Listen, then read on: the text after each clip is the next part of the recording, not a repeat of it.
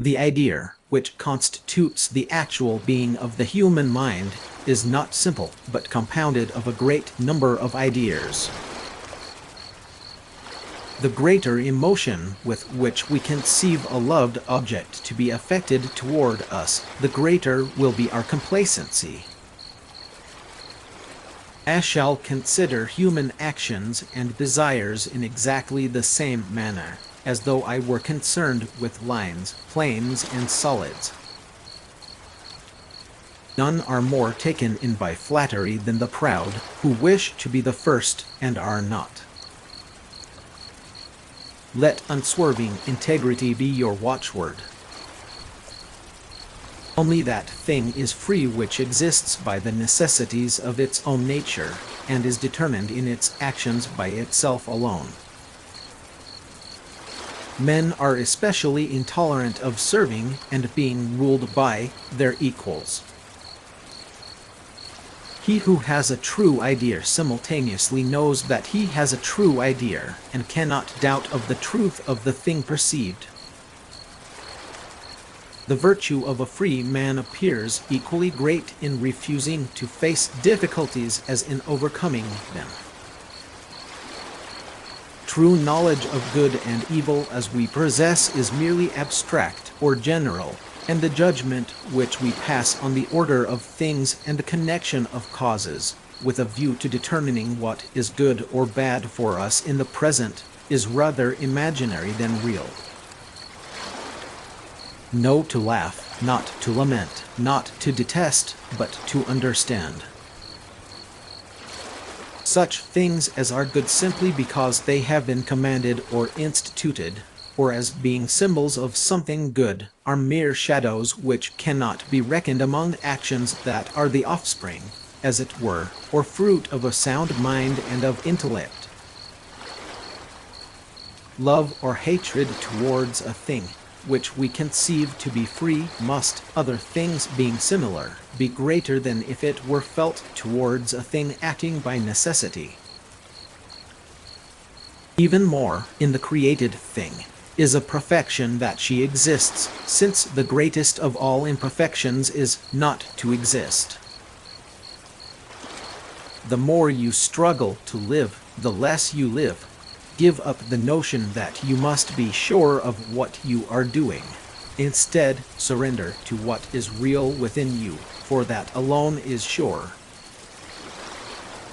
Hatred, which is completely vanquished by love, passes into love, and love is thereupon greater than if hatred had not preceded it.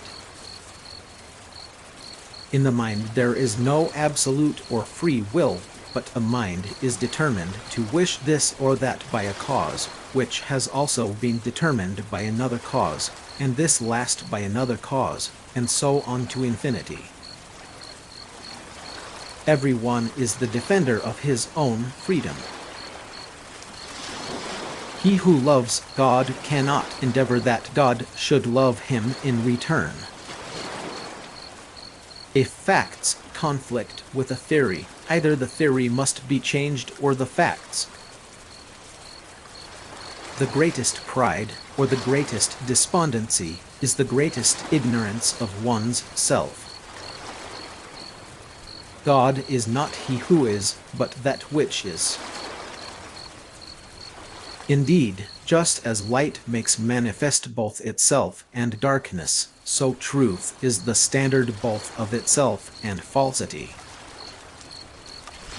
The order and connection of ideas is the same as the order and connection of things. The greatest good is the knowledge of the union which the mind has with the whole nature. To give aid to every poor man is far beyond the reach and power of every man. Care of the poor is incumbent on society as a whole. A good thing which prevents us from enjoying a greater good is in truth an evil. Minds, however, are conquered not by arms, but by love and nobility. I do not know how to teach philosophy without becoming a disturber of the peace. Desire is the actual essence of man, insofar as it is conceived as determined to a particular activity by some given modification of itself. Love is nothing but joy accompanied with the idea of an eternal cause. The more clearly you understand yourself and your emotions, the more you become a lover of what is. Fear cannot be without hope, nor hope without fear. I would warn you that I do not attribute to nature either beauty or deformity, order or confusion. Only in relation to our imagination can things be called beautiful or ugly, well-ordered or confused. Nature is satisfied with little, and if she is, I am also.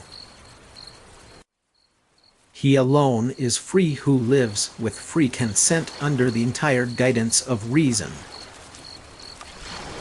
Love is pleasure accompanied by the idea of an external cause, and hatred pain accompanied by the idea of an external cause.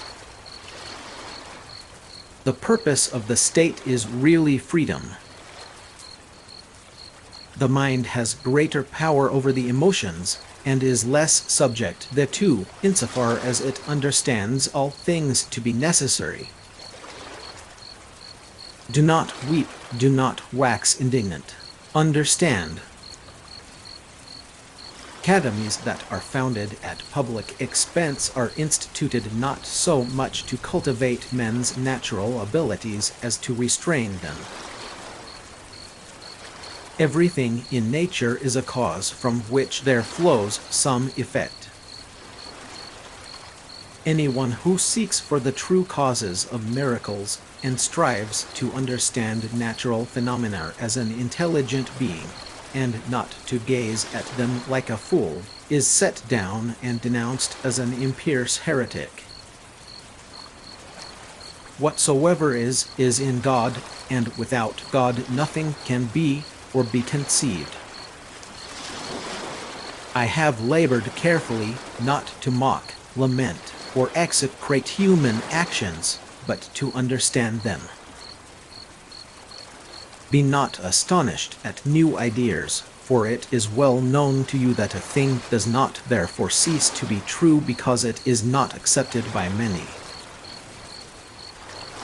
So long as a man imagines that he cannot do this or that, so long as he is determined not to do it, and consequently so long as it is impossible to him that he should do it.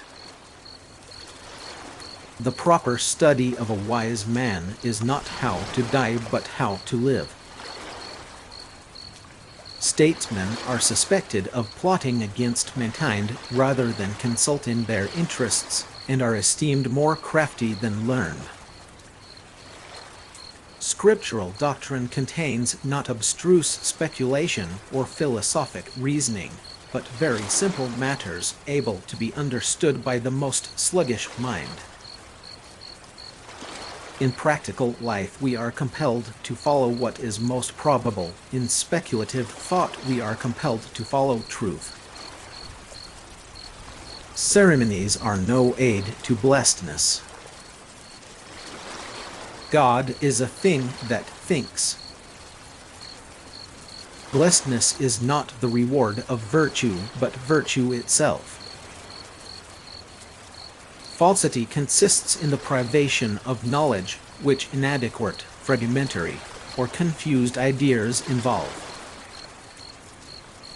No one doubts but that we imagine time from the very fact that we imagine other bodies to be moved slower or faster or equally fast. We are accustomed to determine duration by the aid of some measure of motion. Sin cannot be conceived in a natural state, but only in a civil state, where it is decreed by common consent what is good or bad.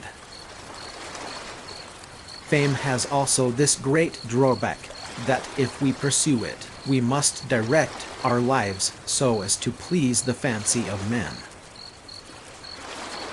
Will and intellect are one and the same thing.